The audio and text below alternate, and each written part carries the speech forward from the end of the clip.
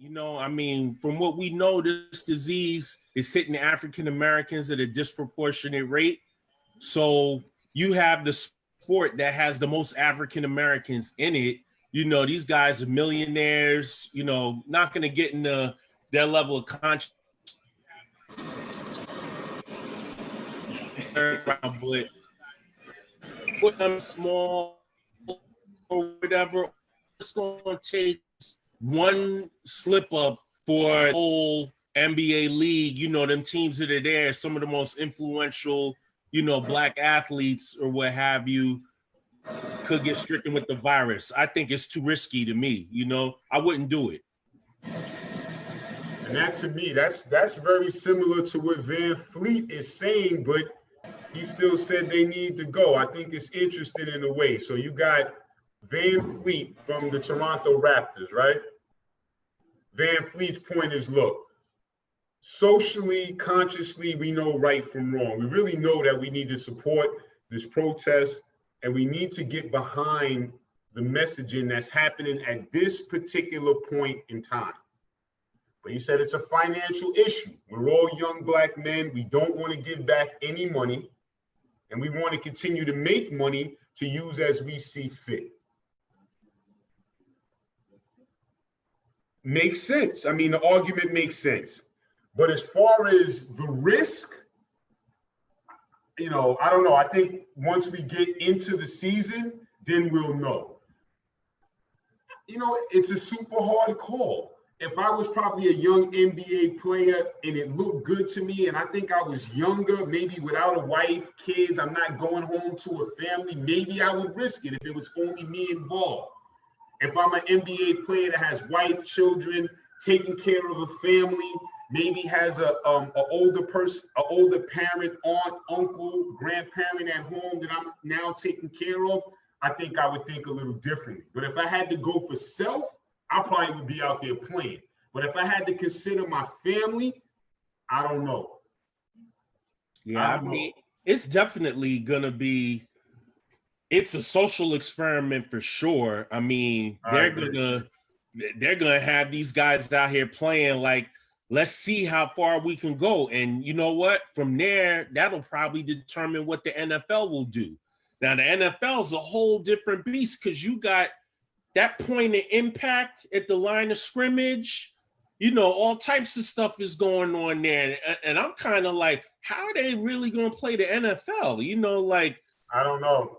I mean, you know, NBA guy can go one-on-one. You know, it's not really always everyone's all at once, but you know, NFL, you got the tackling and, you know, just piling on there. It's going to look crazy. And then I was thinking about it earlier, even with the field of play, like I'm even concerned about the locker room and the ventilation and everything, like what precautions are going on in,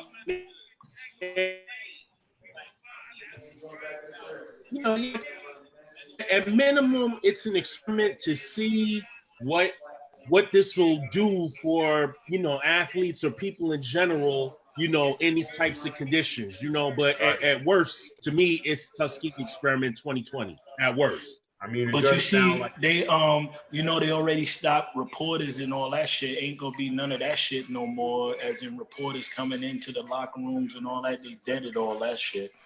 So it's like they and then Dr. Fauci said NFL need to have a bubble. I don't see them doing. It's too much for them to do. Like it's too many players. There are too many players guys in the NFL. Yeah. If you're gonna go on the honor system, there are way too many players, personnel, coaches for, you know, that I wouldn't trust any of them and be like, yeah, I just went to my room and I came to the game. You know, that's the other thing.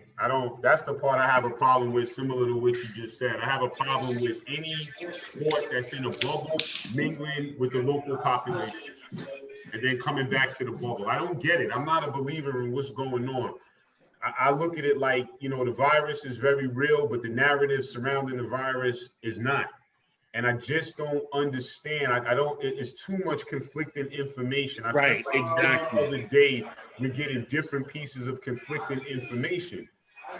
And I don't know what it means. I don't Wear know a mask, don't wear a mask, don't, 6 feet, it's on surfaces, it's not on surfaces. Like, I don't know where we're at. It's just a whole atmosphere of confusion. And then I'll make it, I'll add this to it. yeah, The people that you have, even beyond news reports, the people that you have in your life that are going through testing or have been admitted to the hospital. I've been hearing some very interesting stories. I had a conversation with a family member yesterday, right? Goes for 2 separate COVID tests, right? The first test is the regular nasal swab test, right? The second test is a blood test, right? You toss it up. The swab comes back negative, the blood comes back positive for antibodies. right. What's going on? So now the person is like, what? So obviously if I have the antibodies, that's supposed to mean that I had the virus already, fought the virus away, and now my body is naturally producing antibodies. Yeah, I got sick a couple of months ago, but not along the lines of these symptoms.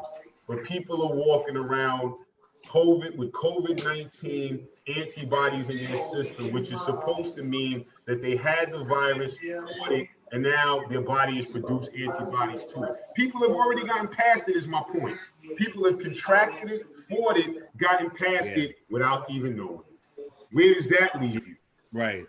And I was even thinking about this today. Like, so let's take that population of people that had it and survived, and even the population of people that had it and didn't have any symptoms. Right. What are the long-term effects of surviving it? You know what I'm saying? Like, we had 9/11, and it took us months and years to find out that if you were in that area, you developed some respiratory problems or, some other issues. Right. What about having COVID and being able to overcome it, but your lungs were jacked up and whatnot? Did something happen to your lungs now? I don't want to say in exchange for surviving it, but did it change you in some way that 5, 10, maybe 20 years down the line, you're going to have some other problems? Like, we don't know any of that yet. At all. And I'm not saying I know that that's going to happen, but it's just, I was talking to someone about this, like, we barely have answers to the questions that we have now, let alone their questions that we haven't even thought about yet. Right. That we haven't begun to put together answers for those, because as we move along, now it's like July, then it's going to be the fall. Like, we're going to think about other things in the fall, getting back to school and all types of stuff, And it's interesting you say that too. To be honest, that was really, my original discussion topic, for tonight or tomorrow, but really for this week, because I'm really curious. As you've gone through 3 months of quarantine, most of us have changed our lifestyle. The centers around us have changed the way they do business, your job, your local grocery store, maybe your municipality's transportation, et cetera, et cetera. So I'm very curious as to what adjustments people have made during quarantine that they expect to now be our new normal. I'm wondering, virus starts to subside, people start to feel better about public health and their health in public spaces. I'm wondering, do some of these corporations say, you know what, stay home. We're going to let some of you guys go off top and some people just stay home. We've already successfully run the company, operating remotely. We don't need everybody to come back. Word, yep. Dre. I see my guy just popped in. What's good, family? What's going on? up? What up? What's good? Yo, jumping on it, man. Jumping on the topic real quick. How do you feel about the NBA players reporting to Orlando? Is that a no or a go? Personally, a no. But they're going to do what they're going to do. You know what I mean? But personally, me, leave that alone right now. Not right now. It don't even feel right. You know what I mean? Right.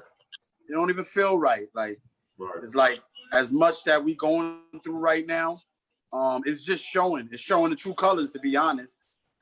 You know, it's showing the true colors of the corporate world. Right.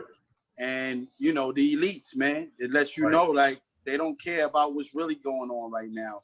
And it's taken away from serious matters. They keep saying that's a platform for it. If they play, it can, like, broaden. But no, it's going to make it stagnate. Right. Yeah, they co-opting it, because I already heard them talking about they're going to let players put messages on the jersey. So, you know what that means? They're going to put Black Lives Matter and sell it on the jersey. You know what I'm saying? They getting money off. So look, at the same time, they still going to get money off of that. Yeah, right. Yep. Now, another capitalist way of, you know, doing what they do. When this is all over, are you going to let kids that don't have an opportunity to go to these games go sit courtside? You know, are you doing something like that? Let them, you know, interact with these players. Like I said, we passed COVID and whatever, all of that. Like, because, you know, all the time they like to always have, like, you know, these black athletes, oh, they're doing something in the community, yada, yada, yada. But you always see them paired up with some kid that don't look nothing like them. And y'all know what I'm talking about. Right. You know what I'm saying? Yeah. Like, you know, that's part of that's part of what's been coming out recently about handing down privilege, and that people that are in a certain lane for certain benefits in life, whether they be job, whether they be entertainment, whatever it is, that's handed down from generation to generation. These are, you know, for some people, it's just their culture to be able to afford to go to these games, whether it be baseball, football, basketball, whatever it is, and they hand that down to generation. Whereas I can only think of a couple of times of actually going to games, you know, with the older people in my family. That's just my story. Somebody else could tell something different, but I think you understand what I'm saying. There's people that have a legacy of supporting sports, whether it be college sports or pro, and they've done that for 2, 3, 4 generations. The money ain't even an issue; it's already there. Yeah, them football seats, they pass them things going people's will. Like Exactly. they pass them seats off.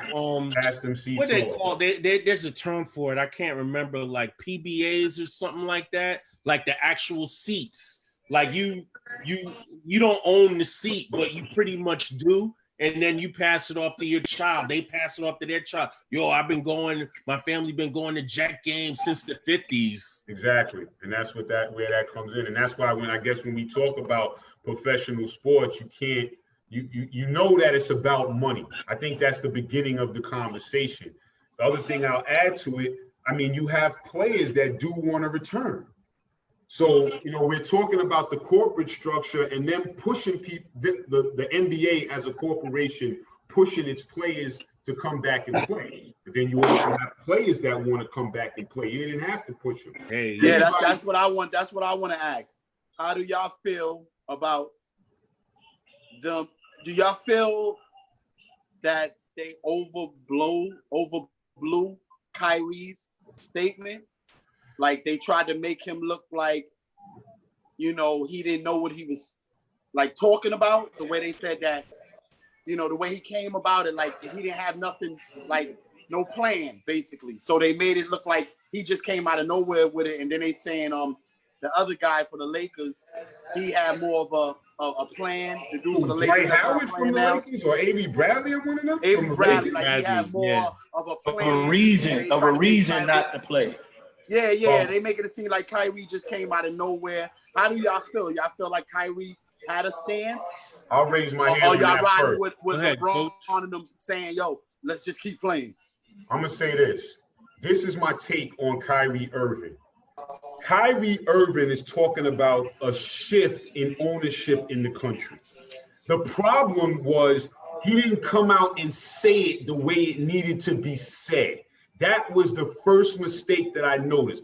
What Kyrie Irving is talking about as far as we need to start our own league, he almost could have left that type of wording out. Right. That's what made him look crazy to them. Like, he could have left saying it like that out. What we really want is to own teams.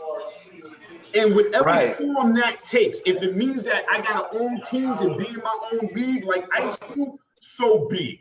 If it means that I can own teams and be in the NBA, I'll discuss that too. But I think it was a little confusing when Kyrie was trying to say we need our own league. That term has already been brushed off. As soon as people hear that, they already put up their defenses. I don't like that. And I don't like that because I feel that, you know, like to me, I feel like they didn't let him get a chance to get to that part. Like just the first day, it was like, oh, he don't know what he's talking about. He didn't have no plan. They had Kendrick Perkins and Stephen A. Smith marched in front of the camera. Right. Bogarting him and making him look silly or whatever. I'm actually with Kyrie, with the do your own league situation. Listen, yo, he's not wrong. You know, my thing is, yes, it's gonna be very hard. I mean, listen, it's gonna be very hard. That's nothing easy to do. Like Shannon Sharp was talking to Skip about, you know, like it's hard. It takes more than just saying it. If that was the case, it would have been done now. But I also think when you say stuff like that, you make people, you limit yourself. You make us feel like we just can't ever do anything. And it's not true. I mean, what he's saying got a lot of truth to it, man. But the way they went, I don't know if he knew what he was about, the backlash that he's about to face by what he suggested. Because like you said, you got players coming at him. Oh, everyone coming at you. Yo, dog. You just were talking about really breaking one of the pillars of racism. Yeah. That's what you're really talking. That's what Kyrie Irving is talking about. But he should, to me, my humble opinion is, yo, you needed people around you to put the wording and put the message out the right way. Kyrie, what he should have said was, look, you see what's going on around the nation. You see all these other corporations are now talking about inclusion, whether genuine or not. Now it's time for us to talk about inclusion on the ownership level. Now, we could do this the easy way. You can add teams, maybe we can expand, you can open up the coffers, even though those people that own the teams like, I ain't opening up shit, right? I'm not giving you nothing. That's what right. The owners, the people that own, they not hearing you. They don't know. They don't see nothing wrong. What? Be fair. Get out of here. My family been making this money for 100 years. I need this $2 billion. Yeah, y'all gonna stop complaining eventually, and we gonna keep doing what we doing. That's on the other side. They don't see as much wrong with the system as we do because they win it. So what I'm saying is, from Kyrie's perspective, he's right. But the way he brought it out, he needed to be slicker to deal with. I just feel certain people didn't join in with him, like they was going too much. Like the people should have stood behind him. Our people, you know, his comrades, you know, the NBA players, and you know, just our people should have stood behind him, not Perkins, you know, cutting them and right. You know, people. It seemed like people were stepping back. You know what I mean? Like, whoa, like. I'm not surprised. Making them look bugged out, like, yo, he bugging. Yeah, Once you did that, they was like this. Yep, I agree. But you know what I mean?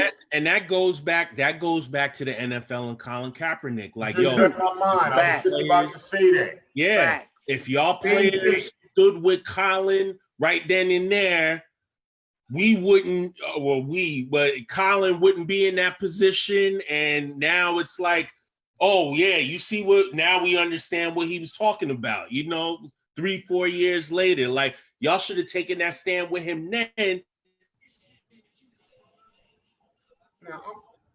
Product without any of y'all playing. And they were all quiet when they were supposed to take that stand with him when he took it. They kind of left him out there, except for a handful of other players. Reed, they left him out there. And that's what we saw happen in the Kyrie. And I think you would see that in throughout history. When someone steps off the proverbial plantation, there's others that are going to pull you and be like, yo, don't do this. It's okay the way that it is. You know, and when you got guys like a Kyrie or whoever else that are saying, look, it could be better, I think those individuals have to realize what they're really talking about. You're not talking about black ownership in the NBA per se. You're talking about breaking one of the legs of racism at that point, where you're taking ownership from current owners and you're redistributing that ownership to others. And that breaks, it breaks the whole philosophy of the rich. Yep. And when you start to do that, be prepared for a fight. That's what I can tell you. Right, It ain't gonna be nothing nice. Right. Ain't gonna be nothing easy. And you have to be very clear in what you're trying to do. And you're gonna have your team ready to rock and roll. Because people will try to leave you out there. We already know that. I don't care if you count. Like I said, man, I think they should just scratch the season, man. Just scratch it, man. Just scratch it. Let's get to work. Put your energy into, something else, man. And come back next year with it. You know what I mean? And make and different, different, a whole different system. Try to work on that system. Keep your necks on them. You know what I mean? Like I feel we had they necks a little bit, and they keep saying, oh, the owners don't care. They got money. They're not gonna. No, they're gonna lose. They're gonna lose money. They're right? Gonna lose too. They're gonna lose fans. Right. All of them all of those owners ain't Steve Ballmer, man. They all wealthy, but they're not all Steve Ballmer. And let's be honest, there are teams in the NBA that are owned by investment groups. Yeah. They're owned by a group of people, and that group want their bread. It ain't just 4 of us or our family. Shoot, man. Right. Yeah. We want our money. It's other people, other companies invested. Yep. It's gonna be problems with that right there. Right. I thought I was the only one, living check to check, and then we get to this pandemic. All these companies are like, "Yo, we ain't had no one come in for a month. We about to go out of business." Like, yo, y'all make like $1 billion. Like, y'all need bread like that. Like, I thought it was just me. Like, y'all on some check to check movement also. You know what it reinforced for me, Lance, based on what you just said, that the banks and the financiers and the wealthy rule the roost. Yes. It's the banks. If you're on the side of the banks and the wealthy and all of that, you're the ones doling out the money, giving out the business loans, giving out the corporate loans. Yeah, the corporations are making money, but they have huge cost of goods and huge expenses above their head to do business. Yep. So money's going out, money's coming in. That's why we're trying to make it. But it's not what it seems. I think that's the problem. That's the perspective we got to understand about the rent strikes and the evictions in New York City. We think the landlords are super rich. The landlords are beholden to the banks. Right. So unless the bank tells the landlord you don't owe us mortgage, it's difficult for the landlord to say you don't owe me rent. Right. And then I guess the counter or whatever to that, maybe not the counter, but everyone go to the bank, yo, take all my money out. And then that puts us where we were in 33. Because at the Great Depression in the 30s, that was part of the scare tactic. Yo, the banks are going to fold. Go to the bank and withdraw all your funds. The interesting part is the accusations of who put out the messaging. Because J.P. Morgan Chase, who owned one of the biggest banks, is supposedly responsible for putting out the messaging to the public to scare everybody. So they went to the smaller banks to withdraw their funds. And take them out. Now the smaller bank has no operating funds. So here comes J.P. Morgan, y'all buy your bank from me. And that's where the term big bank take little bank comes from. So if we do that, it's cool. Because the bigger banks are like, yeah, do what you want. If your little bank goes out of business, here I come to snatch up all those receipts. That's what J.P. Morgan did to Washington Mutual 10 years ago. It's a cycle here in this country for the people with the money. So I don't know. I'm going to jump back in. My connection's a little unstable. I'll be right back. Copy that.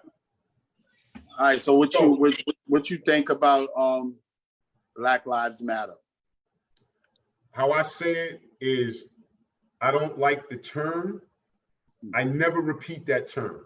I never repeat the term Black Lives Matter, and I never repeat the term I can't breathe. Thank you. Now, I do like to see young people faced with these questions, and they have to congregate and answer and figure out what they're going to do moving forward. I like the people outside forcing the conversation. Okay. Got me? Yeah. I don't like the message, but I do like the people out having a conversation. Right. Then number 3, I don't even know what the organization is about because I really don't trust the leadership. Not at all. And that's where I'm at. And yeah, me too. The people that's funding it, I'm not with. I'm not You know with. what I mean? Soros, The billionaire, the George billionaire, Soros the of billionaire. world. Yeah, what's the guy named? Joe Soros? What's his George name? Soros, if I'm pronouncing it right. Right. You got it. He's the guy that's supposed to be funding it. And like, come on now. He ain't 5 people. And then also they keep intertwining it with the other agendas, you know, Right. the transgender and That's coming out this month. the pride and Right. and all of that stuff. And those things eventually override the main foundation of the situation about Black Lives Matter. I agree, You know, man. and like you said, just that saying alone is like we begging for somebody I to don't like recognize us. I don't like it. Black Lives Matter. Like you don't see them saying white lives matter. Like it don't You know what I even mean? It's make, like- yo. I was saying it earlier today. I was like, I'm not gonna say that. I said that shit sounds ridiculous, man. Who am I talking to when I say that? How ignorant can you be to be like somebody's life don't matter? That you talking Right. about some crazy. Even if we don't get along, even if we have differences in religion, politics, whatever, life is something that is beyond me. I can't tell you your life don't matter. And then at the end of the day, to them, it really don't. I don't care how much you push that and scream and yell and beg for them to acknowledge it. Black lives don't matter in their eyes. It's Yeah. been like that with their forefathers, and it's going to be like that with their children and after. You know what I'm saying? And also, my thing with that is too is we done did enough of that begging, man. Right. You know what I mean? We got to stick to the main thing, man. They would have never allowed. You see how they changed the they put the sign up in DC on the street, Black Lives Matter Street. Word. You think they would ever put Black Power Street? You think they would have ever put Black Power on a street? Never. And the way they put it on the ground, on the concrete, that big Black Lives Matter, you think they would have put spray painted or painted on the street Black Power? Never. No. So No. it shows you the difference, the weakness of that Black Lives Matter thing. They feel like it's weak. Because they're It ain't involved with it. powerful enough. And they're involved with it. They've already co-opted it. They've already infiltrated it. They're involved. They're involved. And that's a with it. good point, because if you take it back to the 60s and 70s, if you talk about the Panthers and the salute is Black Power, nah, we wasn't helping them dudes. They No. had weapons, they had No philosophy, way, they had no schools. way. We not, dog. They not This was dealing like with something Khalid different. Muhammad and them with that with a fist up saying Black Power. Right. No way. It ain't they're not gonna promote that. They're not gonna join that. Like you got all these corporations using the Black Lives Matter. You mean Facebook and all these other stores and all that. They down with the Black Lives Matter thing because they feel like, yo, listen, if we say that, they'll continue to buy from us. They'll continue to, spin with us, So that's the whole agenda with that situation, with them even joining in and Yeah, that was integrating with us with that. That was one of my questions for tonight. I mean, I swear, the last 2 weeks, man, I'm watching the news, I'm listening, I'm flicking through my phone, news feeds and whatever. And I was saying to myself, I wish my government name was social justice, because right now everybody would be writing me a check. My point, you know the dig how I'm saying? I wish my first name was social and my last name was justice, because the bag would be crazy right now, right? And my point was just that every time I turn on the television, I see a corporation throwing money at an organization that's supposed to represent uplifting Black people on the wrong side of history. We don't want the problem. I'd rather just nod my head and be like, yo, you're right, instead of the problem. Right. And I look at a company like Nike like that. Look, I'd rather just nod my head and be like, y'all are right, instead of going through this possible problem that we're heading towards, of you boycotting the product, of athletes boycotting the brand, of us losing our status as one of the iconic American brands, because we don't have that many. As far as this particular nation is concerned, it doesn't have that many iconic worldwide brands like some other nations. Like China and Japan got like 5 of them shits. Whether it's Sony, Toshiba, this, that, and the third. When you get to America, it's like Nike, Google, Facebook. Levi's. You ain't up there with them dudes, but okay, Levi's. You don't have that many. Yeah, Adidas you're right. is a German company. Yeah. Fila is a French company. You know, the other apparel companies originate in other countries. Most of our technology that we use originates outside of the country. And it's so confusing. It's so confusing with certain people with me, because you got people that I have a sort of respect for, Right. that be in the mix with it, like my son, and you know, just certain people that. Somebody asked me about Mice today. Somebody asked me about my son today. Does he have a video or something out or something? Nah. It's just that he's heavy behind the Black Lives Matter thing, and you know, and a lot of people, you know, a lot of celebrities, and you know, most of the time when I see celebrities involved, I back up. Yeah, Malcolm taught us that in the 60s. Malcolm was very clear but it's just, about it's that. just he confuses me. That's it. Because, you know, I think he's genuine with his agendas, you know, for our people. I know I'm front line when nobody else was. Right. But at the same time, it's like, you gotta know better, bro. You know what I mean? I know you as strong as you are. You should know better. But yo, we can't have a spook that And sat as by the frontline door. as you are, Hold on, say that part again. Say that part again, Dred. Say that again, Dred. No, I was just saying that you know, I feel like somebody that's been front line and you know what time it is, I would feel that he will be aware, you know, about what's going on with that agenda. But Herb just said something interesting with the, you know, hey, could it be a spook that sat by the door? Somebody got to be inside. Somebody has to be inside. This is what I say about things like that. Just consider this, right? We're talking about the book and the movie Spook, like we always mention that. The book and the movie Spook Who Sat by the Door, which was a black dude who joined the CIA, acted like he was down so he could get as many secrets, methods, and so on, information from the CIA. And used it against them. And then used it against them, right? And we always quote that. When did that movie come out? In 70s. That was during the black exploitation. Maybe said the 70s, maybe. Yeah, that was black exploitation time. Yeah, so I'm gonna guess that. So I always ask, do you feel like the systems and the bodies that we're fighting, right?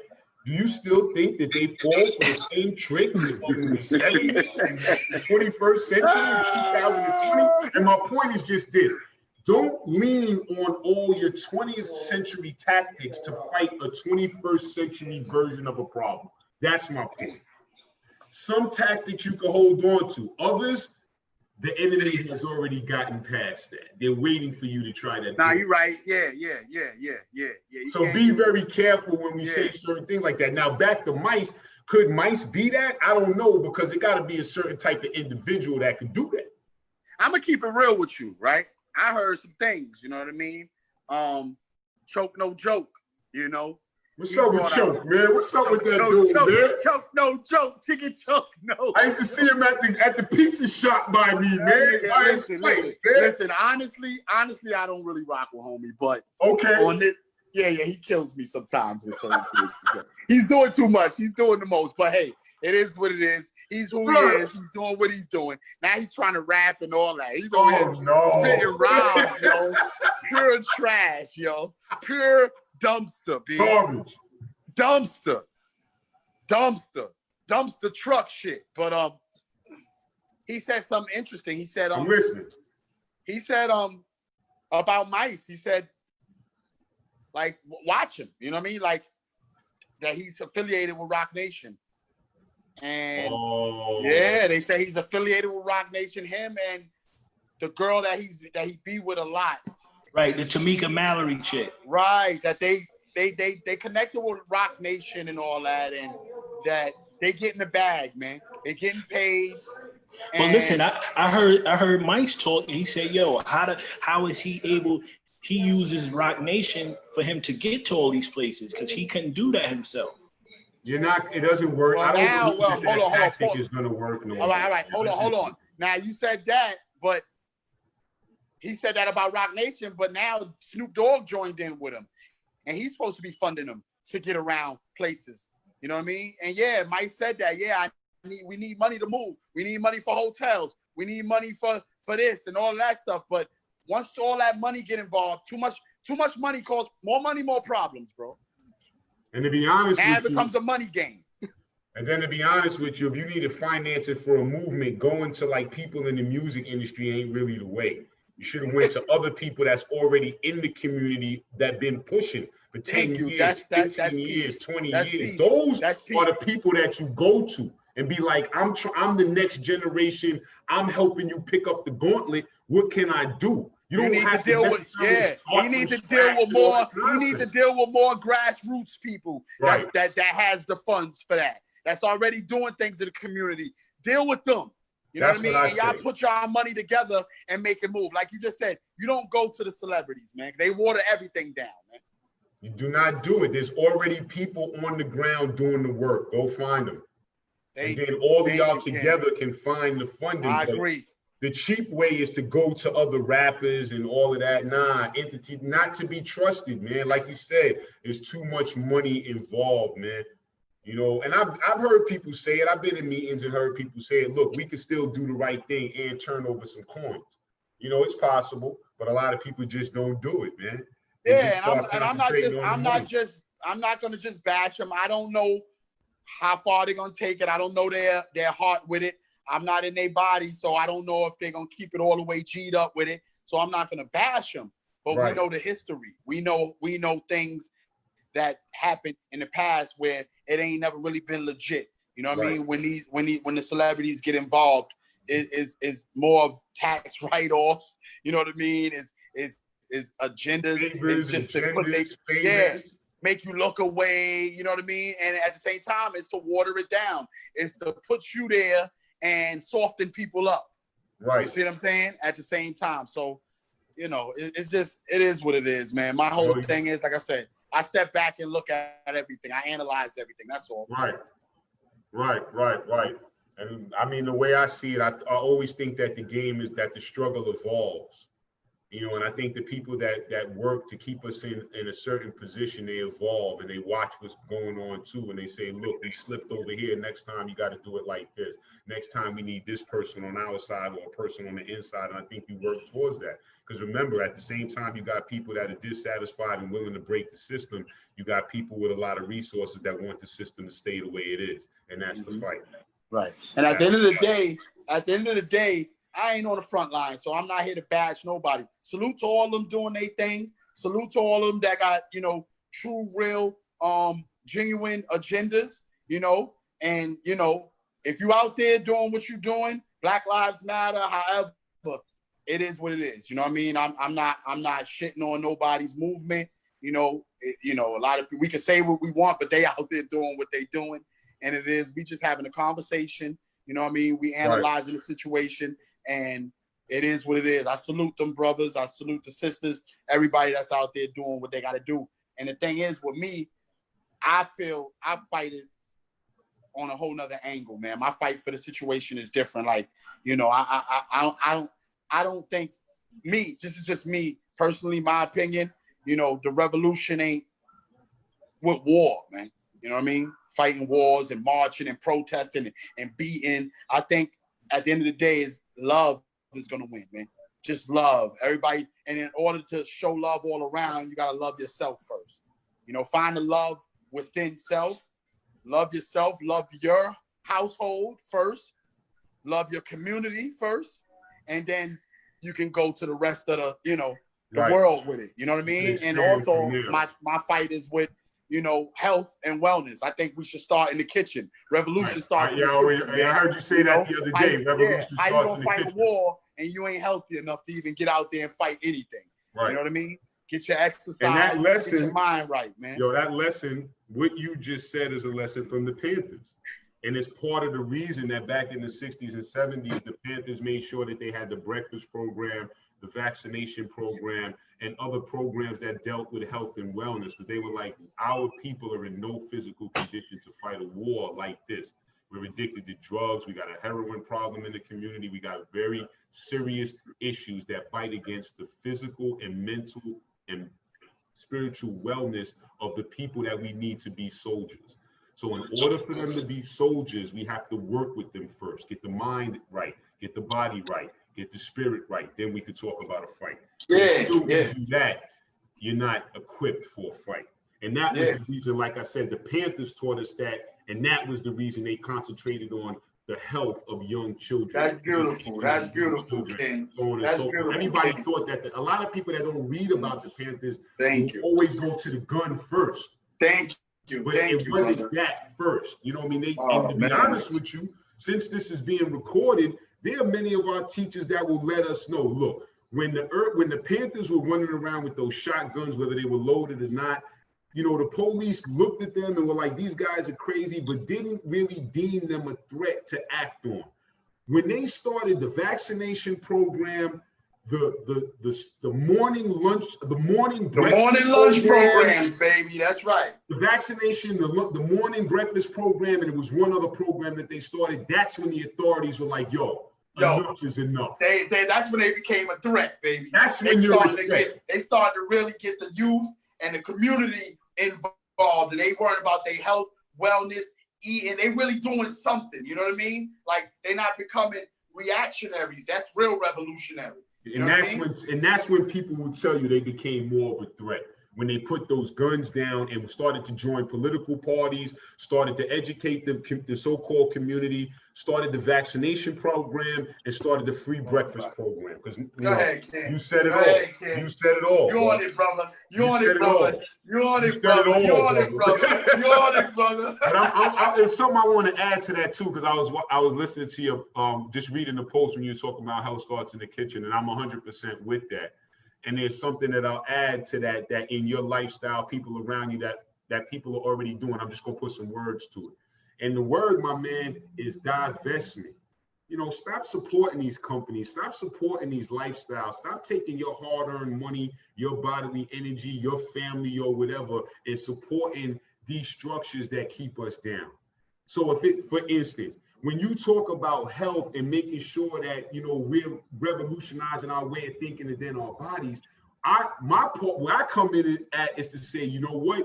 He's telling you to be healthy. Yo, stop buying Coca-Cola, stop buying Pepsi, stop buying this, stop buying that, and make those corporations feel the bite of less money. And that's been my way the last 20 years. I don't give Coca-Cola Corporation money, at least the least that I could. I don't eat that. McDonald's, giving you guys that money. McDonald's, not giving it to you. Starbucks, not giving corporations. Fall back from it. That's revolution. That's revolution, bro. That's revolution. When you pull back and you stand on something real. You know what I mean? Right. For real.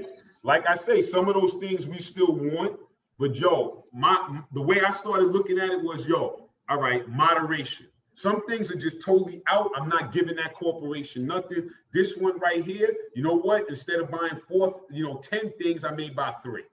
And it's about bringing it down. Right, and it's slow process. Slow process. It's not going to happen overnight, but try to get in tune. Try to get a habit of pulling away from these things. You know, have other choices. Give yourself an option. Open up other doors. Open up that other door. You know what I mean? Support other things that a little more supportive of us and your lifestyle. More beneficial to you and your family. Because all they looking at is your dollars. That's it. They don't care. They don't care if it kills you. You know? And I mean, that's a real point right there, man. Herb, what we got going, man? And that's the thing, like I said, I take off of my brother's stick, you know what I mean? Right. Like a lot of my ways and actions and a lot of my movements, like I told him recently, you know what I mean?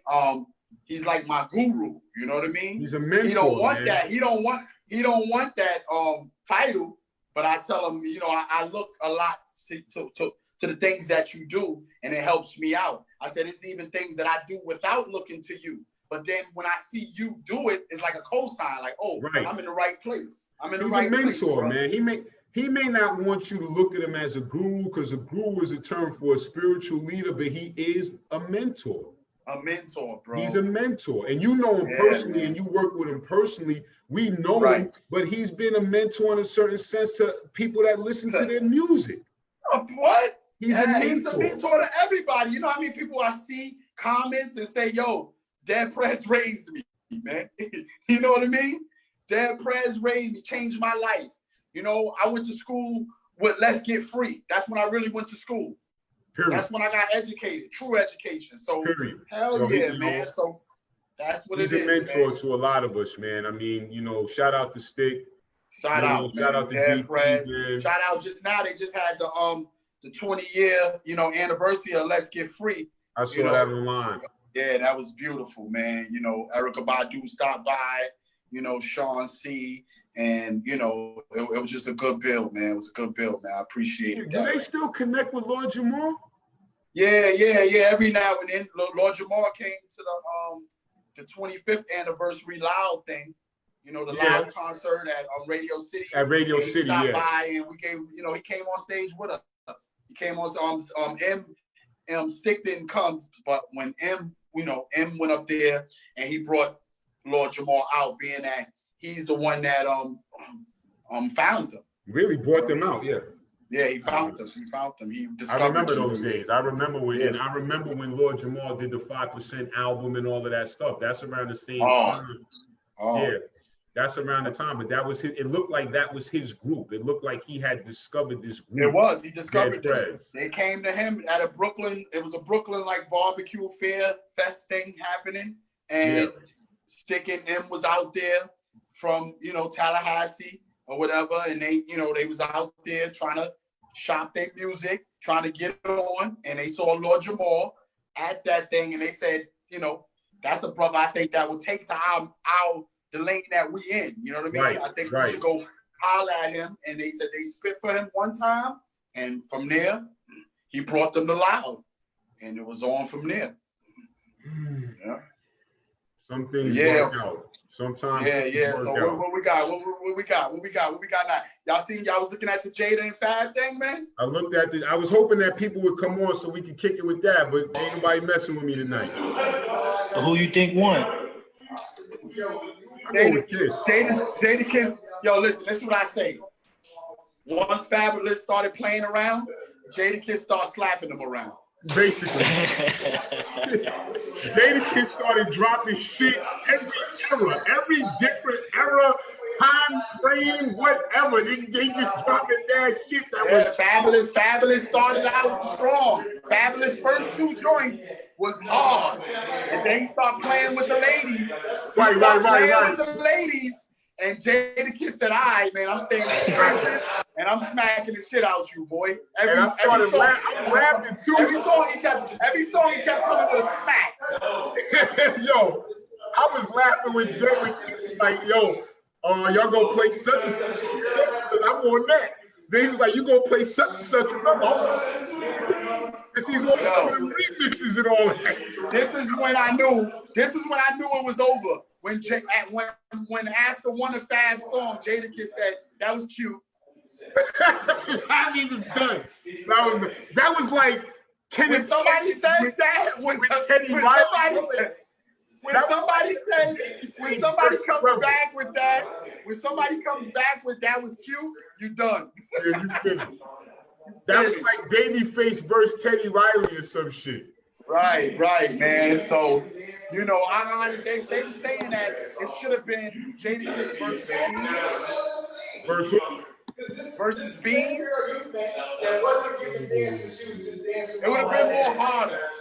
And there's a little history with them, so it might have been a little bit more crazy. Yeah, it would have been a little more harder. Like Bean's got a little more harder flavor for him and Kiss to go back and forth. Right. Fab is a good battle for Mace. You know, Fab is a good Yeah. That's what I just told. Wow. Say that again, yo.